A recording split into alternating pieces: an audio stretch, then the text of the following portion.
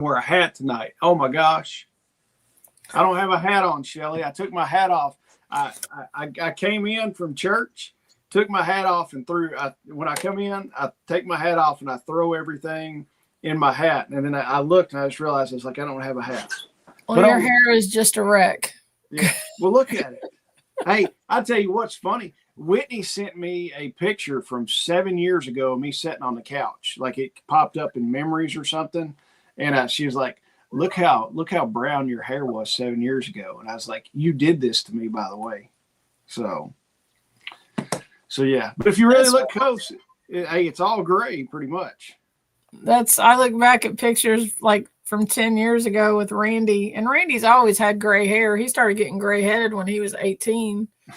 But I look back at pictures from like 10 years ago and his hair was a darker gray where it's like white now. So yeah, it's funny.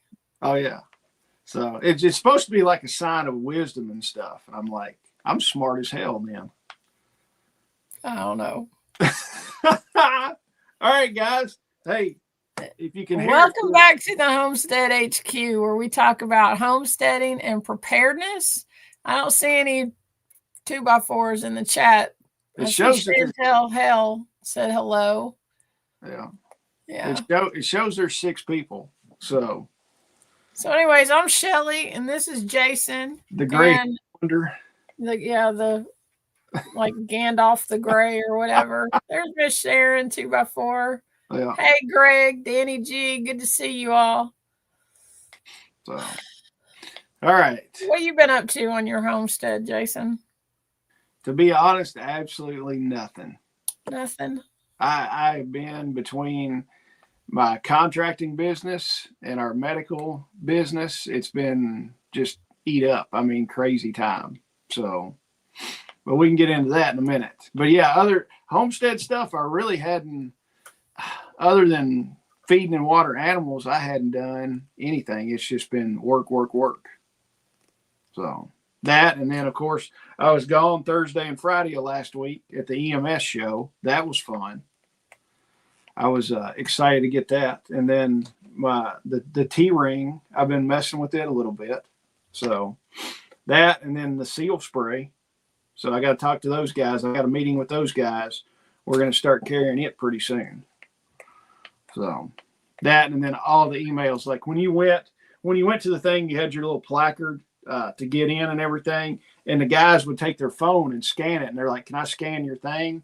And I'm like, yeah, scan it. And then they want to send you all kinds of emails. And it's like, and the funny thing is, when I registered Greg New for it, I couldn't do it on the same email. So I just stuck another email that I had in there, because Kentucky Sustainable Living at Gmail, my email address for Jason at Kentucky Sustainable Living, that gets forwarded to the Kentucky Sustainable Living. So Greg was like, haha, yeah, sure, you can do it. So now I'm getting double emails on everything. So Greg was like, just, yeah, sure, scan this thing. I'm not going to get the email. So I'm like, thanks, Greg. So, but yeah, it's been, business has been, I mean, my contracting business is always busy, but I tell you, the medical stuff and radios are like super picking up. I mean, Greg Skeens is in here. We're probably getting ready to provide a bunch of bleeding control kits and trauma bags and stuff like that for his church. I had a meeting today with our church to finalize all the bleeding control kits and trauma bags and stuff like that for our church. So I've got to, after this, I've got to work the estimate up and the invoice and send it down to church tomorrow and get all that stuff ordered and start packing. I think we're doing 15 bleeding control kits for our church and all the kids' classrooms. And then we're doing 2 trauma bags for one for the sanctuary and one for the cafe, where kind of the overflow is from the sanctuary. And then they're wanting us to do training too. So after the first of the year, we're going to be doing Stop the Bleed training for church. Awesome. Yeah. That, and then all the other little stuff that's coming through. It's just, it's almost turning like into a real job.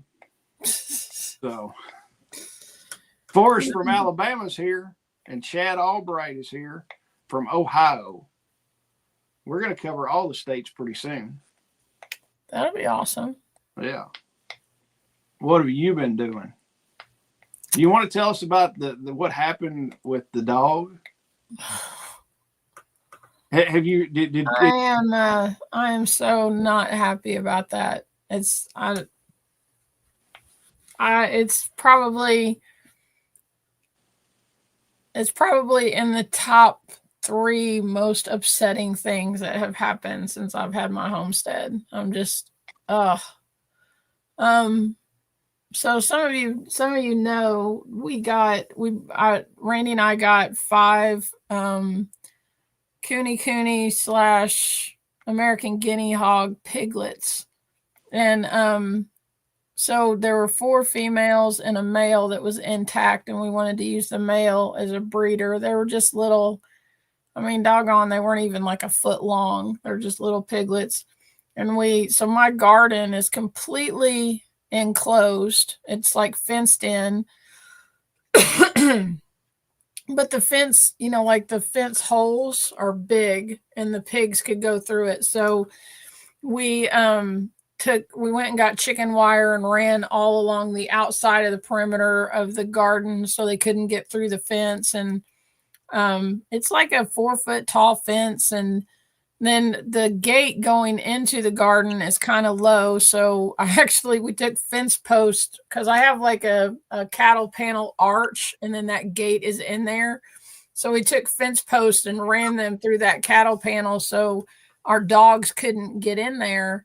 And I guess, what day was it? What day did I text you? Was it Sunday, Saturday, something like that?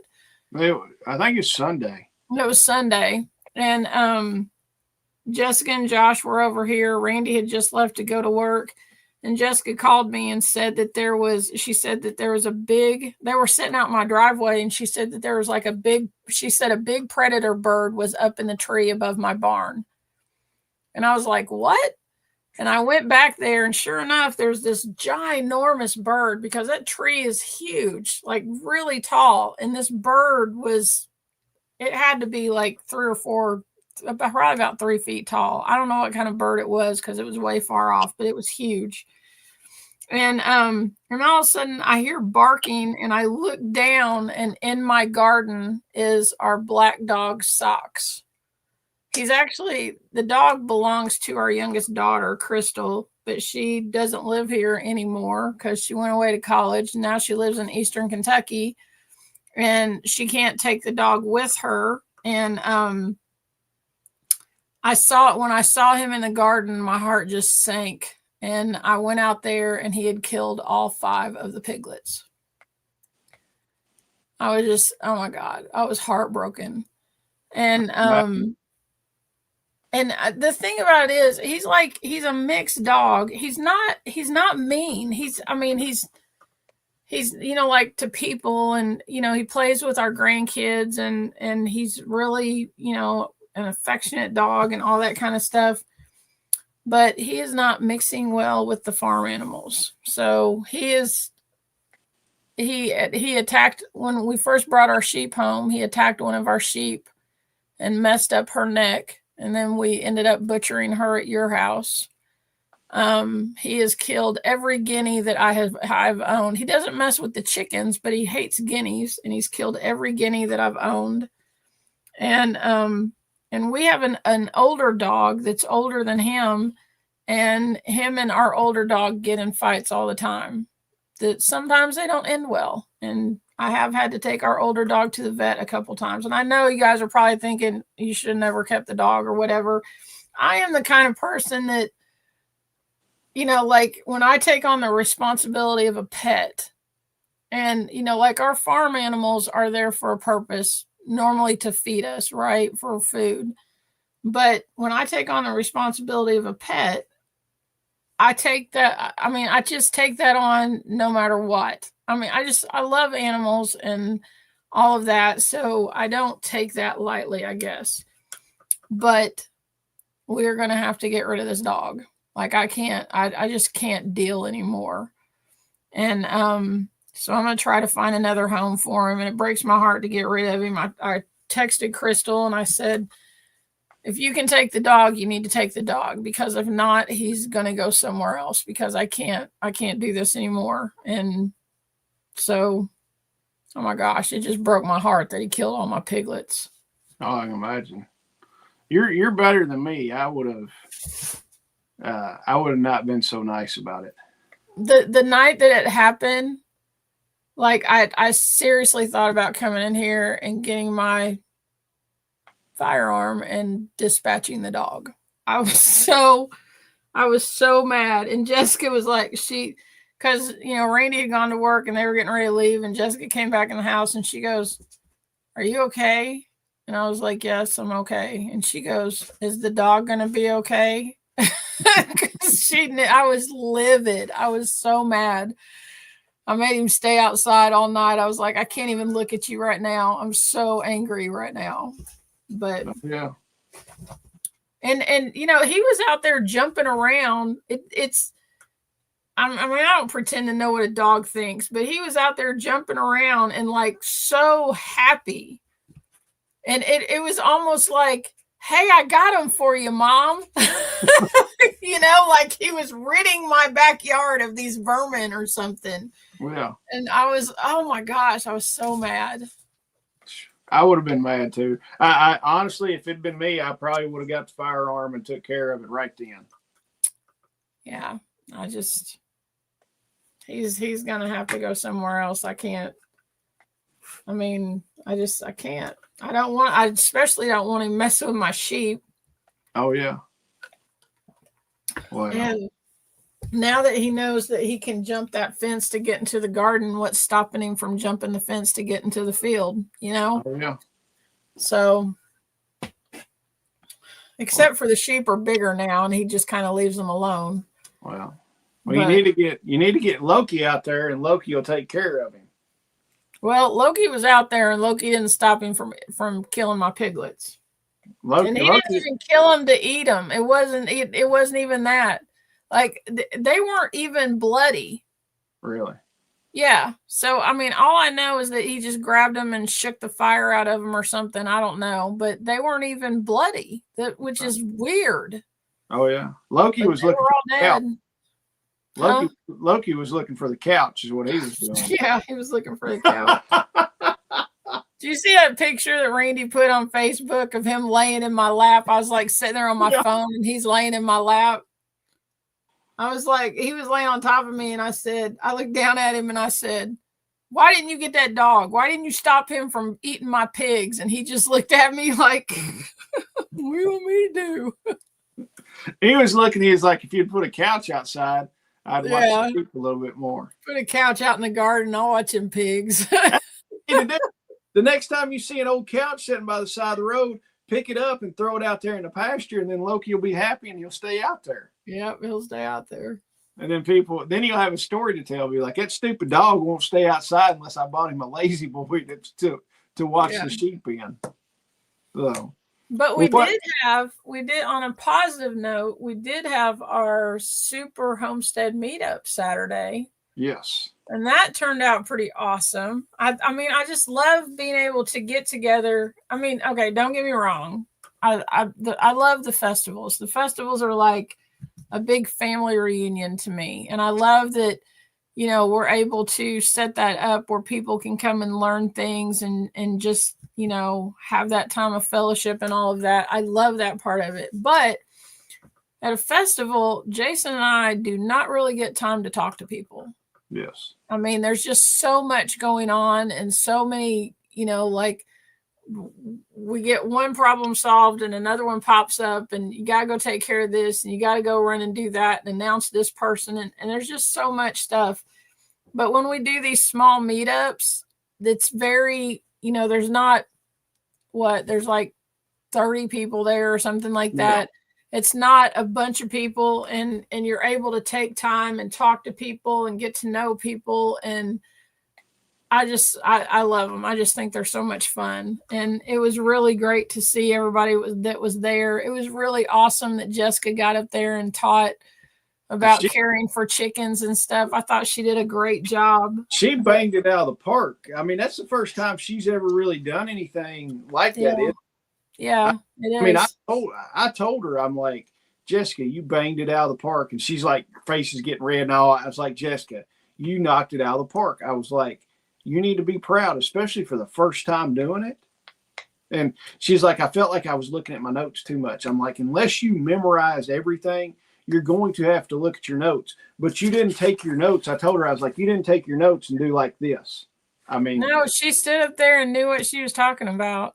yeah. And I mean, that is a sign that somebody really knows what they're talking about, is when they just glance down at stuff. And I mean, I do it when I'm doing the morning show and stuff. And even when we're doing this, I'll have an outline of stuff that I want to cover, because if not, you'll get in, you'll put the cart before the horse on stuff. So it's like, make a little outline and just run by your outline. So she knew what she was talking about.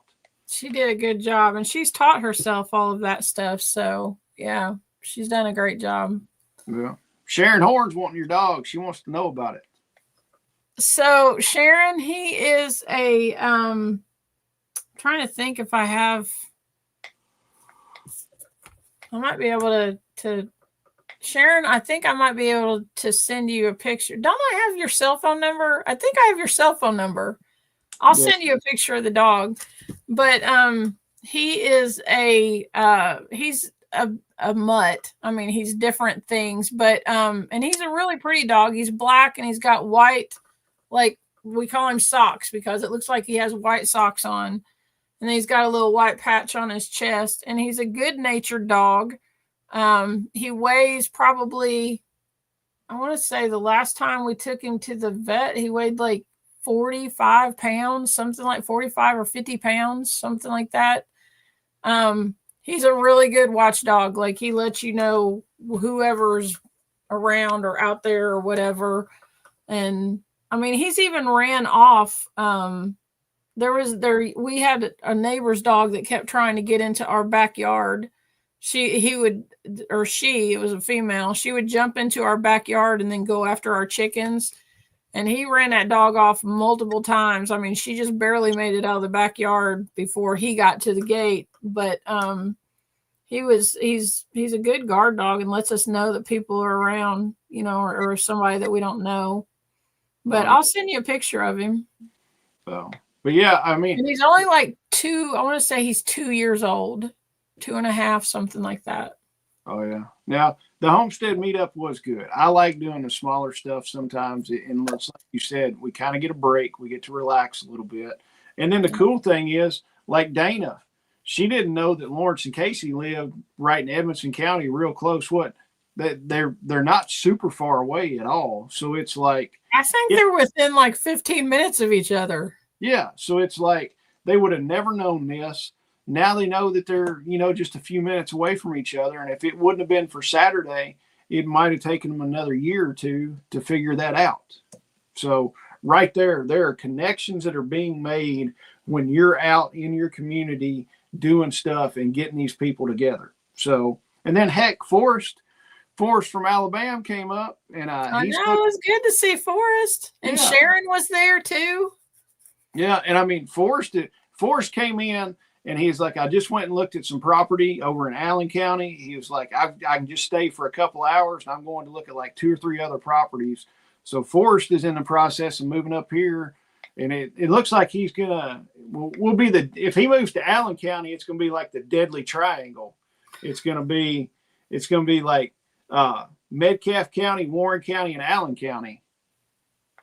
Will be like the Predator, when the Predator shot out the little triangle death ray that it did. Yeah, that's what we'll call it. We'll call it we'll call it the Dangerous Triangle. So yeah, Sharon said she doesn't have any farm animals yet. She's got groundhogs, horrible raccoons that get into everything, possums, armadillo, foxes. Yeah, that's what she needs. She needs Socks would help you with those, because he would take care of that for you. He even digs up moles. Yes, he'll dig up a mole. Well, but Sharon, I just sent you some pictures of him. Well, all right. Did you get any, did you have time to do a news article? I actually have a couple news articles. All right. If we got time to do a couple, what time is it? We're 20 minutes in. We got time. So the first one that I have is I thought this was funny, like in the spirit of Halloween, right? This one says what do Americans fear most? The top 10 fears. And when I read that headline, I'm sitting there thinking, like for me, I ain't gonna lie, it's spiders. I don't like no spiders. Don't be bringing a spider near me. I don't want nothing to do with a spider, okay? Like snakes don't bother me. I can't even cope with a spider. Creepy little, can't even deal. So, I'm thinking stuff like that. Oh no, that's not what's on this survey. No, wait. But before you get it, I want to say this. My biggest fear is the IRS. I don't think that one made the list. Okay. But this will tell you all you need to know about this survey. It was conducted in the California's Chapman University. Oh, Lord. Okay. So the top 10 fears of people at the Chapman University in California. Number 1, corrupt government officials. Number 2, people I love becoming seriously ill. Now I get that one. Number 3, economic or financial collapse. Number 4, cyber terrorism. Number 5, people I love dying. And these tied for 5th place, people I love dying or the U.S. becoming involved in another world war. Number 6, pollution of drinking water. Number 7, Russia using nuclear weapons. Number 8, pollution of oceans, rivers, and lakes. And number 9, government tracking of personal data. Like all of those things, that was not even on my radar when I read that headline. I'm thinking like fear of public speaking or heights or flying or stuff like that. When I started reading this list, I was like, oh my God, these people are really, they live in fear, don't they? That's insane. And I thought that was nuts. It is kind of nuts. But then the thing is, it's like, okay, there's not a lot you can do about most of that stuff. Right. You can't control any of that. Yeah. I mean, I don't know. I guess I get the whole, like my family members getting sick or the people I love dying or something, but still that's not something. I mean, I can't even say that that's something that I fear. I mean, I don't live in anticipation of like Randy passing away. I don't know. That just seems weird to me that would kind of consume you and you would put it on a list of the things that you most fear. Well, nobody's getting out of this alive. So right. It's like, right. It's like. Maybe that's just how my brain works. I don't know, but you're going to get a kick out of my other headline. All right. Japanese butt breathing technique could help people with lung conditions. Now, how in the hell do you breathe out of your butt? So there's some kind of little, what is it called? A loach. Loaches. It's a bottom-dwelling fish, and they usually breathe through their gills, but when oxygen runs low, they're known to swim to the surface, gulp air, and swallow it. It goes through their digestive tract and expelled through their anus. I don't understand how that's breathing through their butt, but in Japan, they decided to start doing these trials on animals. And so they give them oxygen-rich liquid, and it's absorbed in through their, I guess, small intestines or large intestines or whatever. And it helps if they have lung problems. So they were like, okay, we've tested on animals. Now we're going to test it on people. This is in Japan, right? So they found 27 healthy, brave men who agreed to have varying amounts of I don't even know what that word is, but some kind of liquid inserted into their rectums, and they had to hold it for 60 minutes. It says 20 of them lasted a full hour, including some who took in up to 1.5 liters. 1.5 liters of liquid in their hind end for an hour.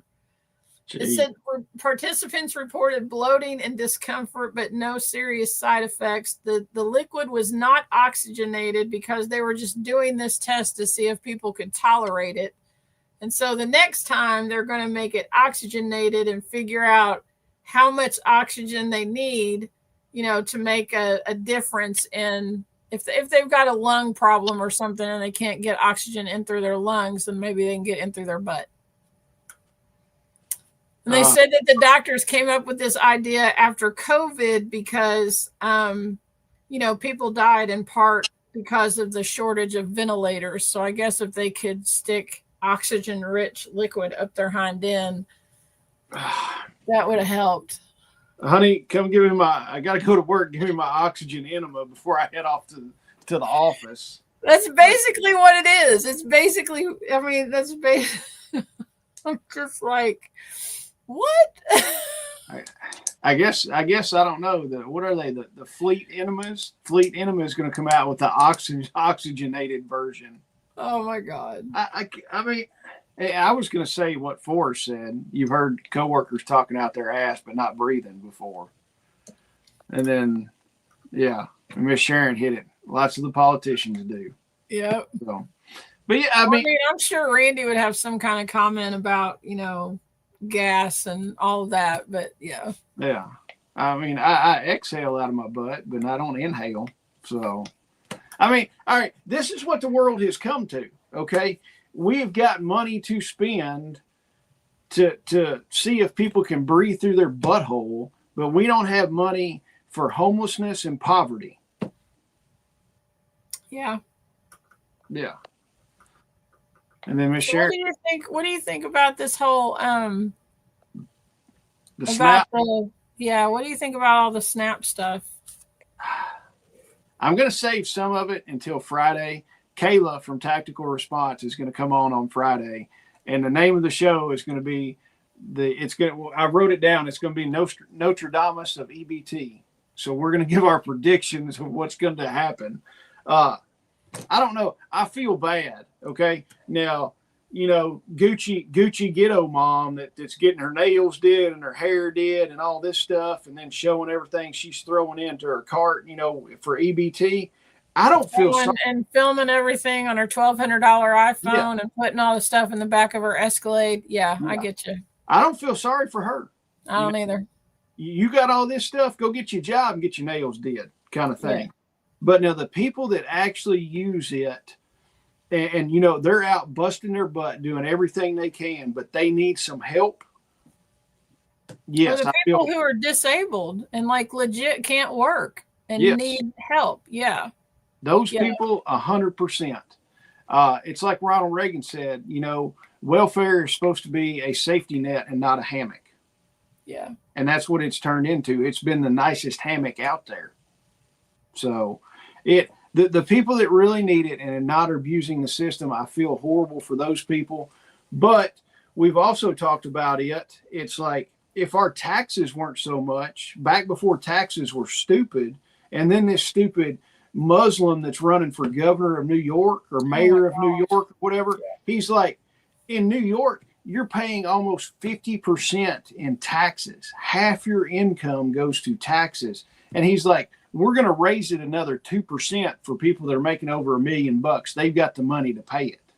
Wow. So So if the government didn't take so much taxes like they used to not, people would donate more to the churches and the food banks, to where that was the thing. If you fell on hard times, you went to your church and they would help you. Now people are like, man, I ain't got the money to give to the church food bank because I'm having a hard time, filling my freezer up with food and feeding my kids.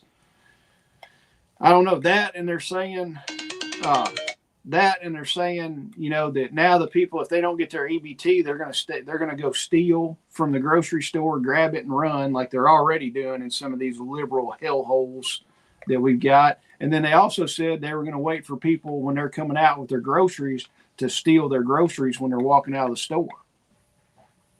So that's what Forrest said, that he told his mom to go shopping tomorrow because on Friday 40,000 people won't get their EBTs and the store might be full of looters for a few days. Yeah. So it's one of those things. I mean, there's going to be a big FAFO, you know. You go grab the wrong dude's cart, and I mean, you're not going to get a loaf of bread. You're going to get a loaf of lead. Yeah. So I'll shoot you over a loaf of bread and keep on pushing my cart to the truck. Yeah.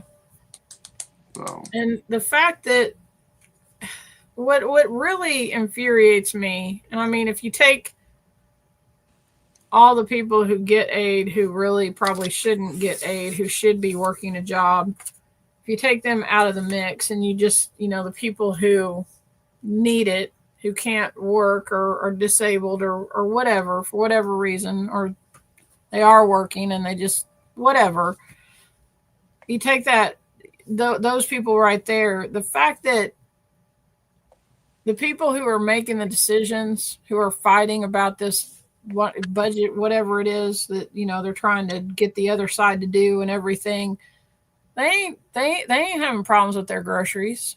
No. They ain't taking no pay cuts. They ain't, you know, not paying themselves while they're not working for us, which they're supposed to be working for us and all that stuff. And that's what infuriates me. I'm like, and they just keep blaming the other side and fighting with the other side and saying it's their fault and it's their fault and back and forth. And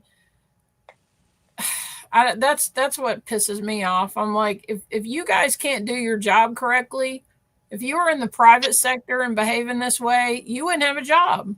So do your damn job and fix the stuff and get people, you know, what they need, I guess. I mean, the politicians, first, we need to kick every one of them out of office, period. Tomorrow, they all need to be gone. Every one of them. And then you need to get someone. You need to get a contractor. You need to get a plumber. You need to get an electrician. You need to get a couple school teachers. You need people from all these different, you know, walks of life, blue collar people and some white collar people. And they need to go up there. They need to do 2 terms, not get paid, and they'll fix this crap. So, I mean, and you've got to live under a budget. The government just keeps borrowing money and borrowing money. This continuing resolution crap is stupid. It's just like, live within your means. So it's totally stupid. I sent this to Melanie to put on our page. It says 42 million Americans are about to lose their food stamps, and people still think socialism is a good idea. If the government can feed you, it can starve you. That's not compassion, that's control. Yeah. And that really, when I read that, I was like, that is so true. It is so, so, so true. Yeah. I mean, I could go up there and I could take a couple people with me and we could clear this whole thing up within a week. But nobody's going to like it. It's going to be painful and it's going to be crappy. And, you know, the girl ain't getting her nails did and all this stuff. She's going to be out working. So, I mean, I could take Forrest up there with me and Greg New and some other guys like that. And we could fix this deal in a couple weeks. You know, why are we giving money to other countries? That would be the first thing. I wouldn't give $1 to another country. I don't give a damn who it is. There would not be anything going to another country until every American citizen had a roof over their head and enough food in their refrigerator to feed them. Then after that, maybe we'll send some money to somebody. Rosie wants to go with you too. Yeah, that's fine. We'll put Rosie in charge. She'll be in charge of all the whatever. She'll be the FDA person. Yeah, there you go. Everybody will be eating keto. We'll get Rosie up there. She's going to cut frosted flakes and Fruit Loops and all that kind of crap. And it's going to be keto. If you want to eat, you're eating keto right. stuff. If not, you're going to move to Canada or Mexico. So does that money, let's see. Sharon, does that money go to illegal immigrants? No, there wouldn't be $1 going to illegal immigrants, and they would all be back across the border. Forrest would be in charge of that. He'd be rounding up all the illegals. So, that's what they're wanting to fight about, though, is giving, that's what the whole thing is about, right? Giving illegal immigrants health care. Yeah, that's one of the big things. So, I don't know. We need to jump off the soapbox. We're supposed to talk about food storage. We're doing not. Well, hold on just a minute. So the sponsor of tonight's show is VacMaster. If you guys smoking. Yeah, I've got their website pulled up. They have an amazing sale going on right now. So vacmasterfresh.com. You can go there. You can actually we put the link down in the thing, right? No, I forgot. Okay, so if you go there and use the coupon code Homestead, that will get you. I'm not 100% sure. Right now, the sale that they have going on is 31% off of anything over $650. So most of their chamber sealers are right around $1,000 or up. You can get 31% off of one of their chamber sealers. Plus ours too. Plus what? Plus our discount will stack. Right. That I was wondering, with 31% off, so our discount is 15%, so that's 46% off. It does some kind of weird government math. It's not exactly 46%. It's like 43%. And I was talking to our sales rep, and she was like, I'll have to check on that. I told her, I was like, it's doing some kind of Democrat math. I don't know what it is, but she was like, I'll check on it. I was like, okay. But still, you're getting, probably 40-something% off on a chamber sealer. Right now is the time to buy them, guys. And that is till the 31st. So that's till Friday. I mean, you can get a heck of a deal on a chamber sealer. So go to vacmasterfresh.com, use a coupon code Homestead, and get some big savings on a chamber sealer if you're looking for them. And Jason and I both, we use our chamber sealers all the time. Yeah. I mean, that's the only way we put up all of those big hogs, cows, whatever, everything that we're butchering. That's how we put all of that up and keep that meat, securely vacuum sealed where it's not getting freezer burn and all that kind of stuff. Plus, I mean, we use it for marinating. I put up vegetables and go pick berries and just all that stuff. I do all of that with even when Randy's curing our bacon, he uses our chamber sealer to do that too. Wow. So go check it out, vacmasterfresh.com, coupon code Homestead, and you'll get like 40-something% off of your chamber sealer. I've got the 320 and mine lives down in the shop where we process everything. I'm going to buy a smaller countertop model just for stuff in the house. So like if I go out and I buy like a whole ribeye, I'll cut it up into steaks. I hate walking down to the shop and sealing everything up. So I'm going to buy a countertop model to keep in the house up here so I don't have to walk to the shop. That's how much I like the things. Yeah. We have the 220 and I love ours. I mean, out of all of the Homestead things that you can buy or what, we use this all the time. I don't even know how I made it without it. I love it. Yeah. And Miss Sharon put a link in there. So she's amazing. Yes, she is. Rosie, you cannot get tickets yet for the Festivus in 2026. I've turned it off for right now. We're going to turn it back on Black Friday. So we're going to have a smoking deal for Black Friday. So just wait. I had somebody email me about tickets. I need to let her know. Yeah, we'll turn it back on Black Friday and just kick it wide open with some good specials for Black Friday. Yep. So, all right, food stuff. Also, don't forget, Land Nav is 25% off on the tickets. There's no coupon code needed. Run to the website. You can get your tickets for that at 25% off. If you need first aid and medical supplies, get that at the website. We've got pretty much everything in stock except for red IFACs are not in stock right now. I need to order some more of those. We ran out. But everything else is in stock, ready to ship out.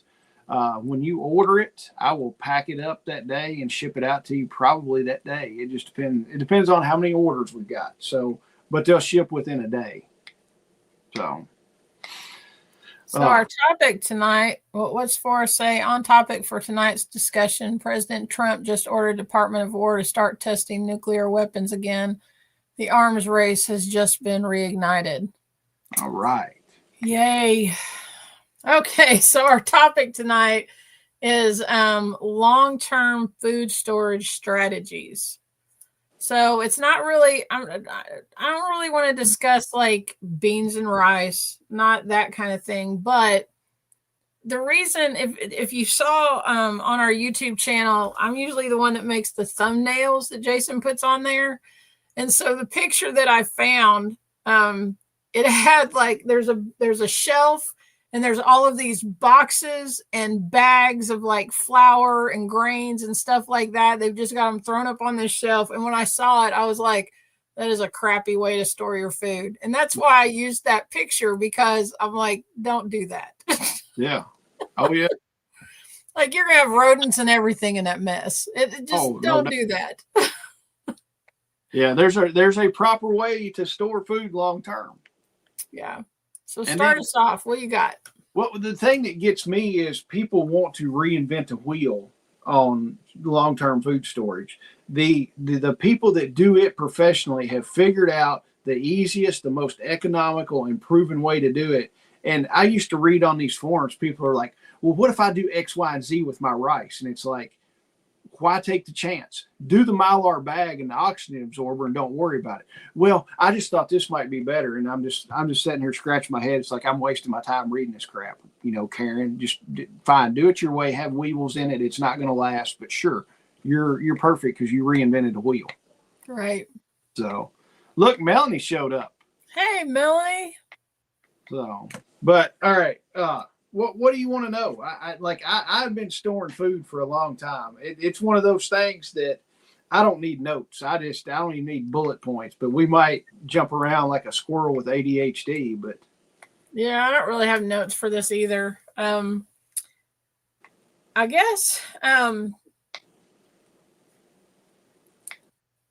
so one of the things, if you're storing bulk food, what's probably the best way, you know, like if I wanted to have, if I had like lots of bags of flour or something like that, what's going to be the best way for me to store that? I store 99% of my stuff in Mylar bags. I've got bulk grains. I've got, bulk lentils, stuff like that. Freeze-dried food, pretty much 99% of that goes in Mylar bags. And the only thing that varies with that is the size of the Mylar bags.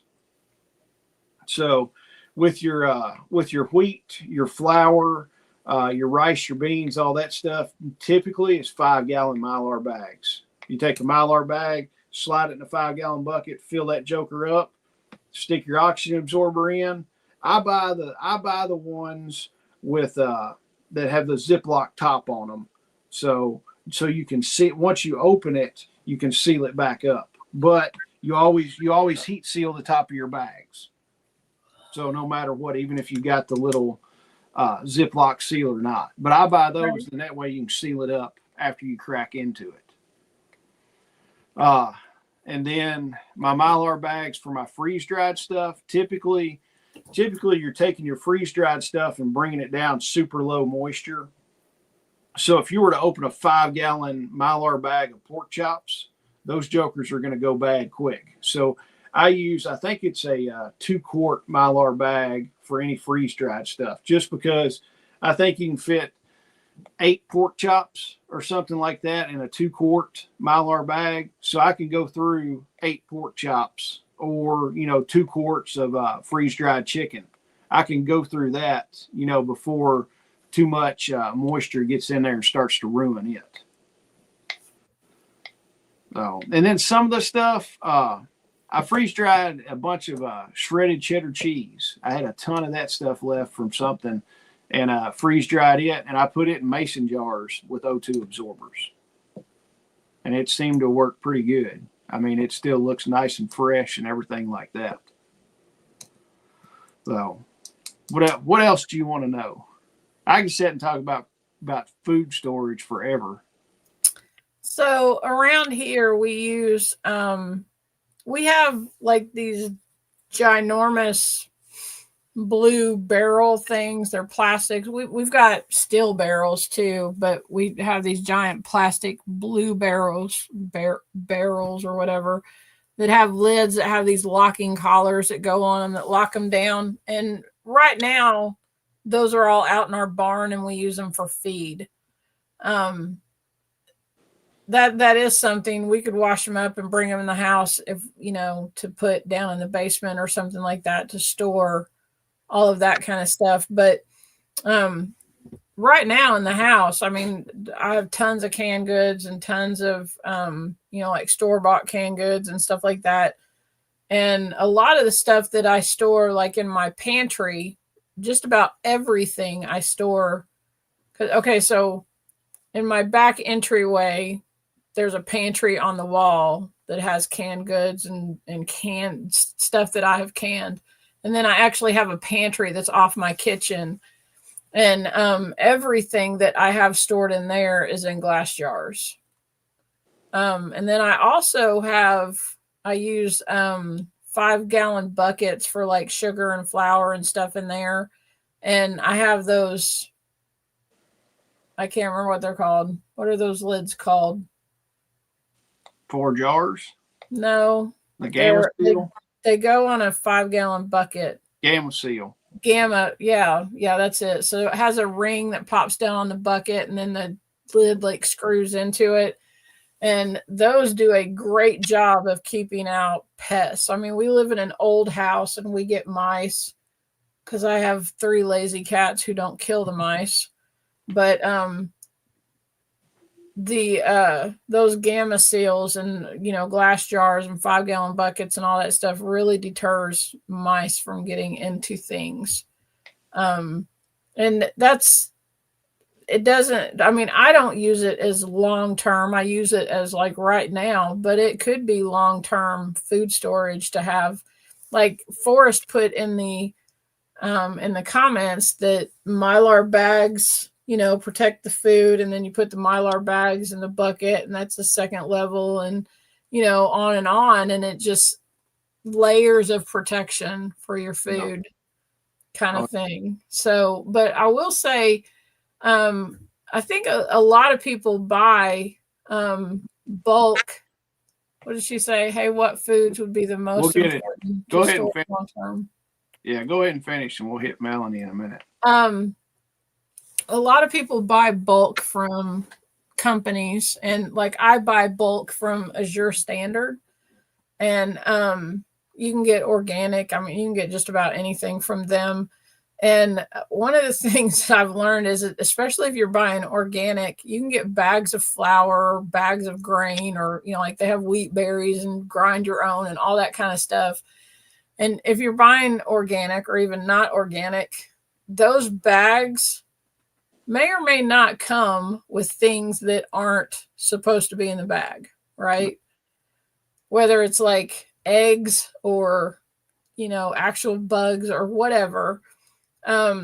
Sometimes it's a good idea to just throw that whole, if you've got room, to throw that whole 50-pound bag or whatever into the freezer and leave it in there for 2 or 3 days. See, I'm totally against that. Why? Because of moisture. Yeah, it's not. I've never had a problem with that. Totally 100% against it. Sharon, I just put it in there for 2 or 3 days and then let it kill off whatever may or may not be in there, and then I package it up. And I've never had a problem with moisture. I am 100% against the freezer method. So, but now my whole opinion on it is, and I told Sharon this when we were talking on Saturday, if I took you, Shelly, and put you in a Mylar bag and put an oxygen absorber in it and sealed it up, there's only so much oxygen you're going to die in that bag. So I don't have to worry about the bugs sitting in there eating all the food that's in there. And the eggs are not going to hatch either. And if the eggs do hatch, the oxygen's all going to be gone and they're just going to die after they hatch. I have never put anything in the freezer before I stored it. And I have opened bags of wheat berries, and wheat berries are notorious for having weevils. I have opened bags of wheat berries, not a problem one. That, and two, I have absolutely no freezer space to put a 50-pound bag of anything. So, but you can do that, and I'll not do that. Okay. See, we don't agree on everything. So. We don't agree on a lot. So, Melanie, what foods would be the most important to store long term, and what foods are not worth it? I now 99% of the stuff I freeze dry is proteins. Just because, one, proteins can be hard to get if you're not raising your own, and two, if you're going to buy freeze dried proteins, that's the most expensive freeze dried stuff you can buy. So I would rather freeze dry the super expensive stuff, and if I'm going to buy any freeze dried stuff, it's going to be stuff that's harder to freeze dry here as opposed to commercially. So, I mean, if I'm going to buy freeze dried stuff, I'll buy freeze dried vegetables. They're a heck of a lot cheaper than buying, if you're buying freeze dried pork chops, those things are stinking expensive. I mean, heck, I could pull it up, but I know like sausage crumbles and stuff like that are just horribly expensive. So I like the freeze dried stuff. I mean, you kind of look at it, the easiest stuff to do is rice and beans. I mean, that's going to keep you alive. It's not super great food or anything to be eaten, but it's going to keep you alive. Stuff that's not worth it, I don't know. The stuff that I'm looking, when I think about long-term food storage, I want, or long-term foods, I guess, I want nutrient and calorie dense. Yeah. Fats. So, it's not, you're not going to get that. Like, one of the problems with all those food buckets is that they have like drinks in them, right? They'll have like, you have 2,000 calories a day for 30 days or something like that. And then you find out that you have like drink mixes and stuff like that have empty calories that aren't going to do anything but jack your sugar up, and then you're going to bottom out, and it's not going to, it's not going to help you. So you want calorie, like filling calories, calorie dense, nutrient dense food. Yeah. And then I heard one guy, he was talking about this one time on a podcast I was listening to. He has a small chest freezer that is dedicated to nothing but fats. He said, I have lard in there, I have beef tallow, and I have olive oil that is in the freezer. And he was like, essentially, when you put it in there, it's going to last super long before it goes rancid. So he says, if the balloon goes up, I've got a whole chest freezer full of fats, that I can pull out and they're ready to go. And you need that for your body to function correctly. Yeah. For you to be able to absorb the nutrients from the foods that you're eating, you have to have fats. Yeah. So, while you're putting stuff up, you need to make sure that you're putting fats up. And even if you're like rendering lard and stuff, lard is shelf stable for quite a long time. Yeah. I mean, you can, that will last for quite a while. You put it in the freezer and it'll be stable, like, I don't know, indefinitely until your freezer goes out or something. Yeah. For some of the stuff, I will freeze dry raw, and some of the stuff I cook beforehand. But I always label it. If I'm doing pork chops, I will put, grilled pork chops, or if they're raw pork chops, I'll put raw pork chops. One of the big advantages of doing stuff that's already cooked, like most of the ground beef I put up, I've already browned it. I'll brown it. I'll use the Blackstone and brown just a ton of it at a time, and then drain what little grease is in it out so it'll freeze dry better. But the nice thing with it is you can take boiling hot water and mix with that ground beef, and it'll reconstitute it and heat it up. So you're not wasting extra fuel cooking this, rehydrating it, and then you're still having to cook it. So essentially, if you just wanted ground beef to eat, you could take that ground beef, boil in water, mix it up, let it rehydrate and warm up, and you can just eat it with a spoon, just plain old ground beef. So most of the stuff is cooked usually when I do it beforehand. And I'll tell you one of the easiest things, I'll buy a rotisserie chicken at Sam's, and I can fit, I think in my freeze dryer, I can fit 5 rotisserie chickens. I'll shred all the meat off and freeze dry 5 rotisserie chickens at a time. So I've got a bunch of that stuff put up. Miss Sharon says butter. Buy real butter and make ghee and can it. Yeah, that stuff will last a long time canned. So Yeah, you don't have to keep ghee in the fridge. yeah. So, but yeah, I mean, the more calorie dense stuff, I don't know. I mean, I've got a lot of commercial canned goods just because they're cheap and easy to get. If I want to go buy a flat of green beans, I can literally, when I'm in town, go grab a flat of commercial canned green beans and set them on the shelf. And they're going to be good way past the best by date that's on the can. So some of it comes down with me is I would rather spend the money than doing the time to do stuff sometimes.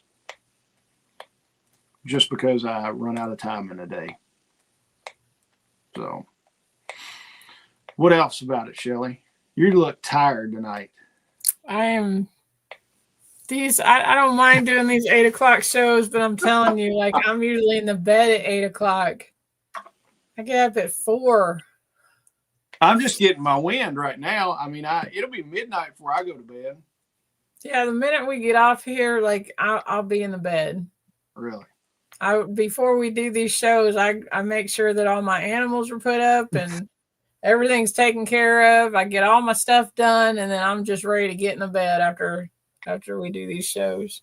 Oh, shoot. When we get done with this, Lincoln will want to watch TV for a few minutes before he goes to bed. I'll sit in there until he goes to bed, and then I'll hang out a minute with Whitney, and then it's like, boom, I'm going to come down here. I got to get the invoice done for church to turn in for all those kits, and then get everything ready to go. And so I'll be up till probably midnight tonight.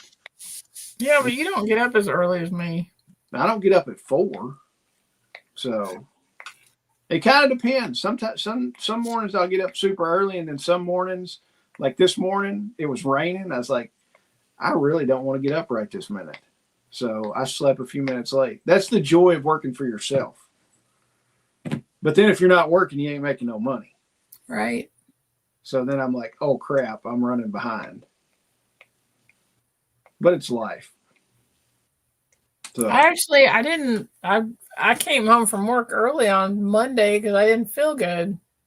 Wow. I laid down and slept, and then like today I'm starting to get a sore throat. My boss had strep last week, so I don't know if I caught something from her, but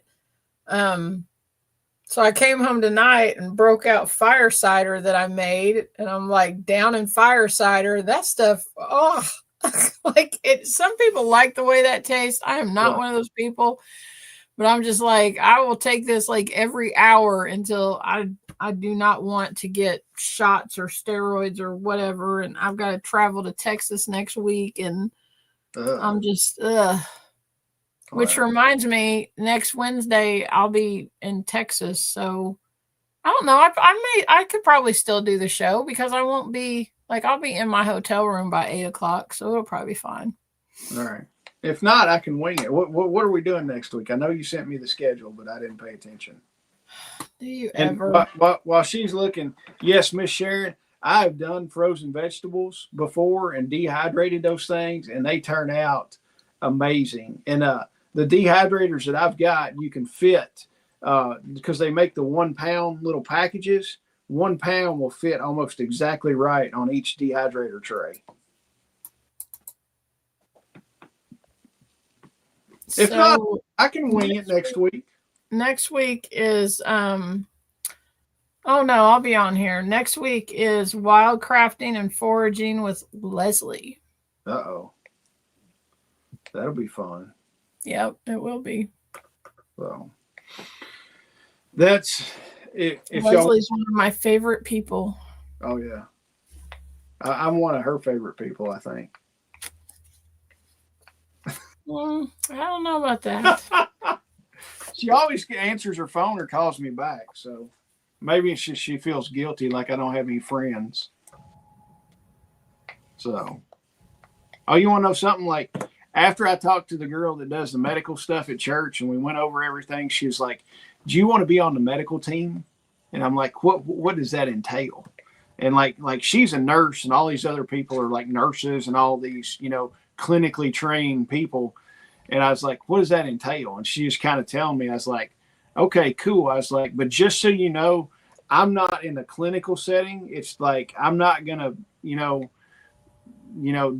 the nursing kind of stuff. It's like I'm like a trauma medicine guy.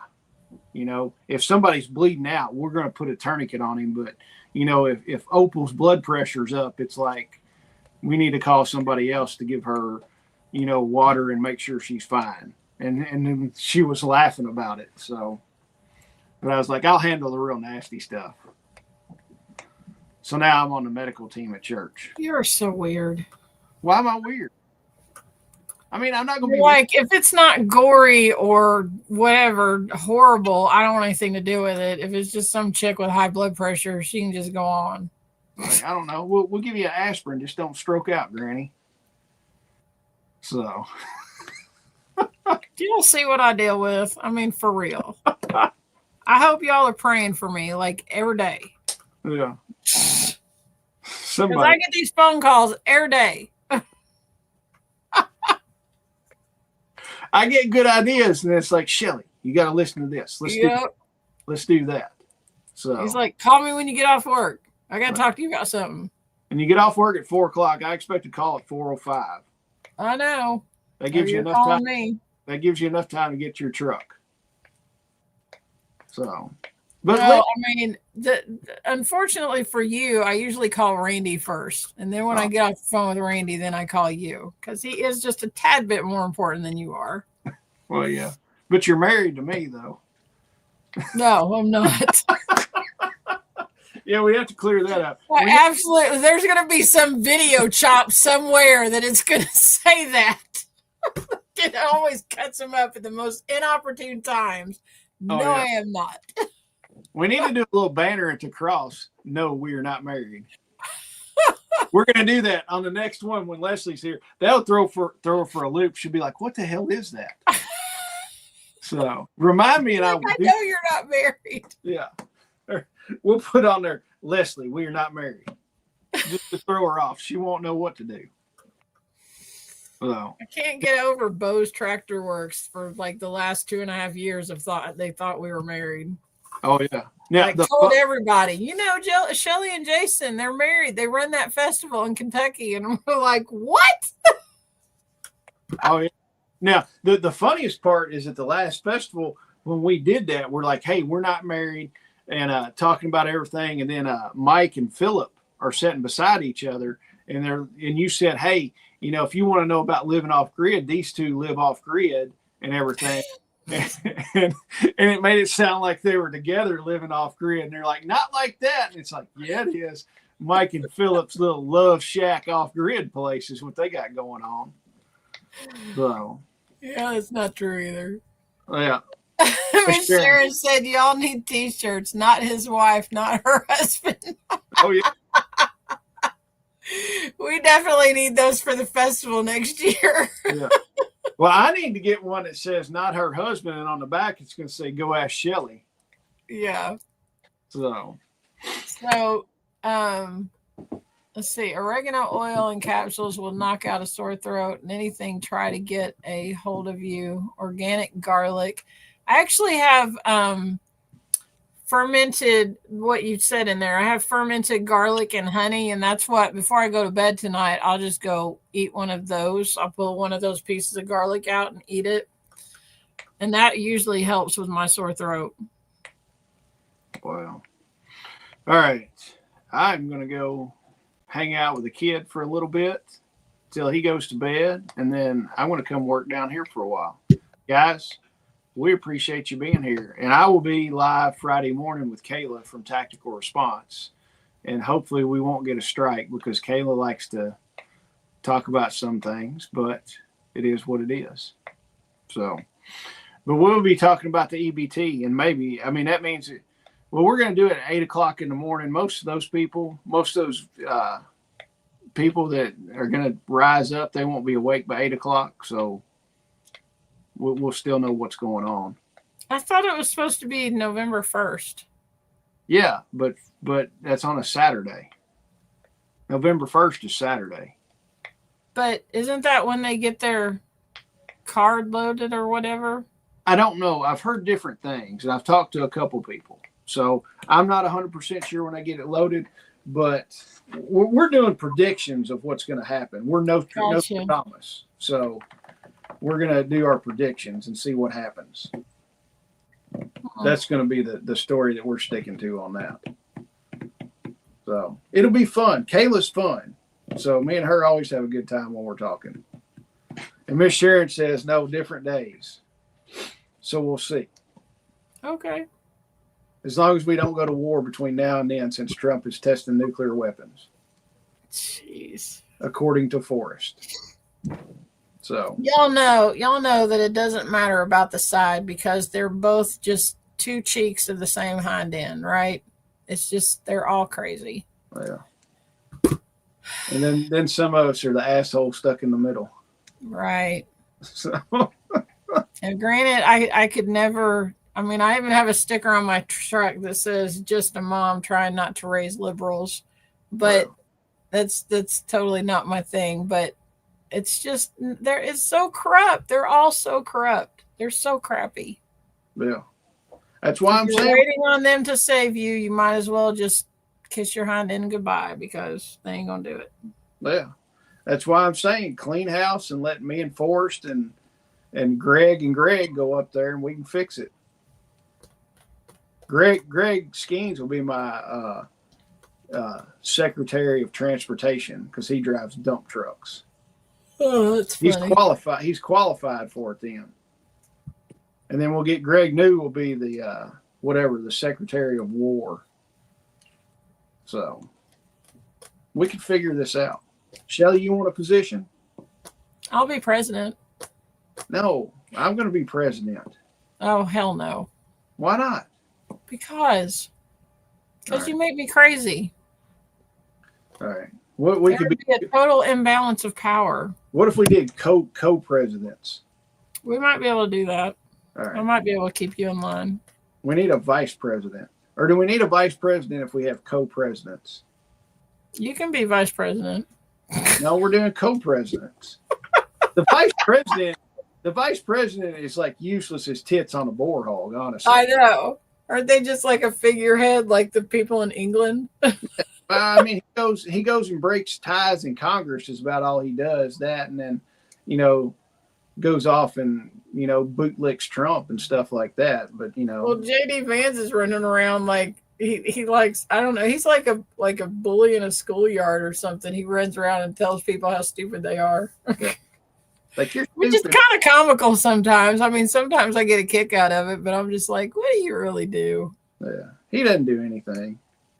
So that's just a stepping stone to run for president after. Yeah, pretty much. All right. I got some stuff to do. Guys, I appreciate y'all being here. Come tune in and listen to me and Kayla Friday morning at 8 o'clock for Clickbait and Coffee. And we're going to talk about fun stuff. So, Shelly, you got anything else before we jump out? I don't. I hope y'all have a fantastic week, and we'll see you next week. We'll be talking to Leslie. I'll be in Texas, but I'll be on here, and we'll have a good time. All right. Guys, we'll see y'all later. Bye. Bye.